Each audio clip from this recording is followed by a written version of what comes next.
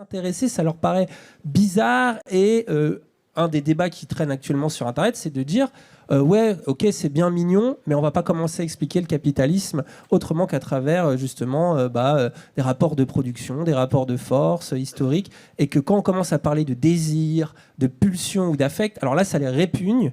Ils sont en mode non, c'est pas comme ça qu'on va expliquer ce qu'est le capitalisme. Oui, en effet. Le débat là, sur Internet, avec ces marxistes qui considèrent que le matérialisme est une science intégrale et qu'on peut tout expliquer avec Marx, moi je les appelle le marxisme couteau suisse. Parce que Marx doit servir de tire-bouchon, de lime à ongles, de peigne, de couteau à huître. Mais c'est absolument ridicule, quoi.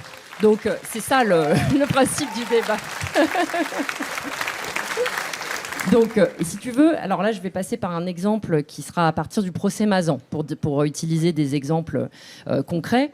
Il s'enferme dans la même erreur symétrique que celle de la psychanalyse individualiste, que je vais ici décrire en la personne d'Elisabeth Roudinesco. Je ne sais pas si vous voyez qui est cette personne. Non.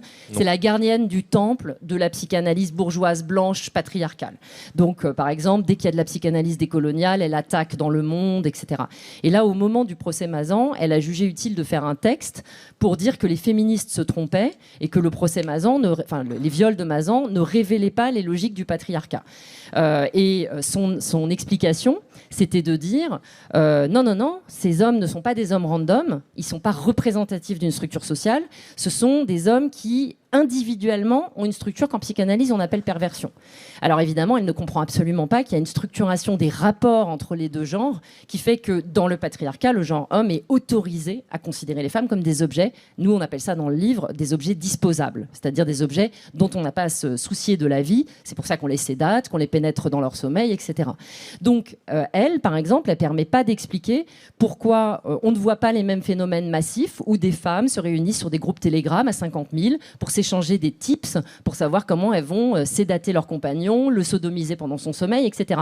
Jamais cette femme ne pourra nous expliquer pourquoi ça n'arrive pas. Parce qu'elle ne comprend pas que les structures sociales, en fait, donnent des autorisations différentes aux différents protagonistes du corps social. Mais inversement, les marxistes couteaux suisses, eux, ce qu'ils n'arrivent pas à expliquer, c'est pourquoi, à proposition structurelle égale, c'est-à-dire le genre homme vous autorise à faire ça, pourquoi est-ce qu'il y a des hommes qui activent la proposition perverse? Pourquoi est-ce qu'il y en a d'autres qui ne l'activent pas? Comment ils nous l'expliquent? Ils sont incapables de l'expliquer. Et c'est toujours comme ça avec eux.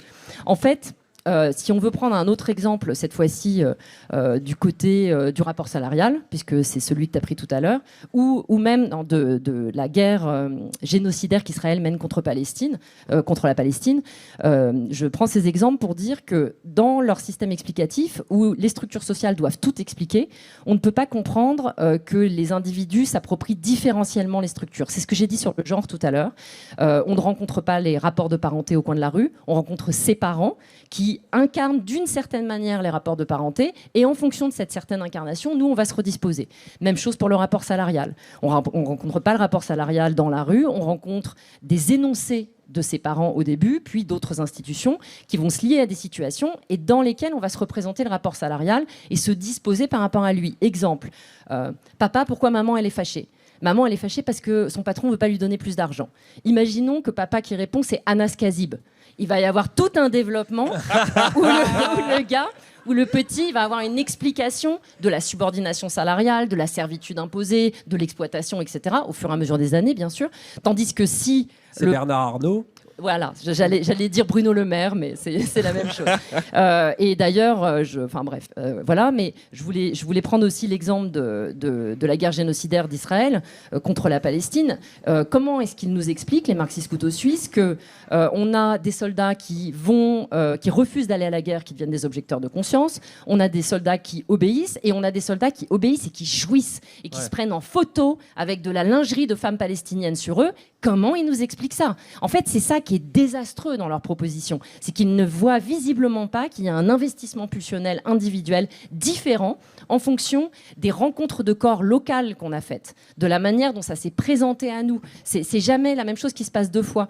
Et tout à l'heure, tu disais qu'il te faisait penser à Althusser. Oui, ça me faisait penser au débat des années 50 entre Sartre et Althusser. Mais oui, vas-y. C'est exactement ça, parce qu'Althusser, je ne sais pas si vous vous souvenez de ça, il y avait ce slogan qui était écrit sur les murs de Paris à l'époque, de la Sorbonne en particulier, qui disait « Althusser à rien ». Althusser à rien. c'est parce que, moi j'aime beaucoup ce truc, c'est parce qu'Althusser, comme les marxistes couteaux suisses, il avait une idée des structures immobiles.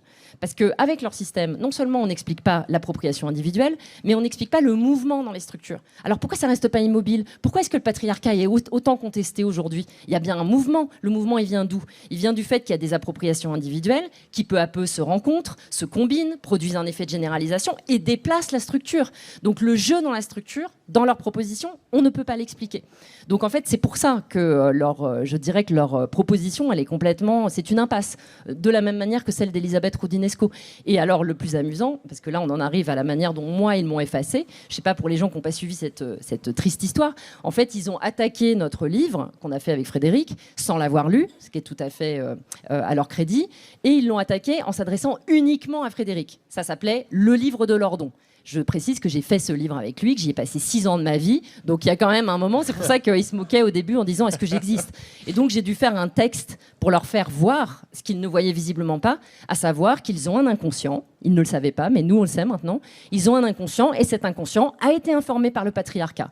Il y a une rencontre entre des structures psychiques et des structures sociales. Donc voilà, maintenant on le sait. Et donc dans l'inconscient patriarcal, c'est l'homme qui écrit, c'est l'homme le sujet de la pensée, et la femme, elle est décorative, elle est là sur la commode et on ne sait pas pourquoi elle est là. Donc c'est vraiment terrible. En fait, ils se sont fait doubler par leur propre inconscient qui nous montre à quel point leur théorie ne marche pas, quoi.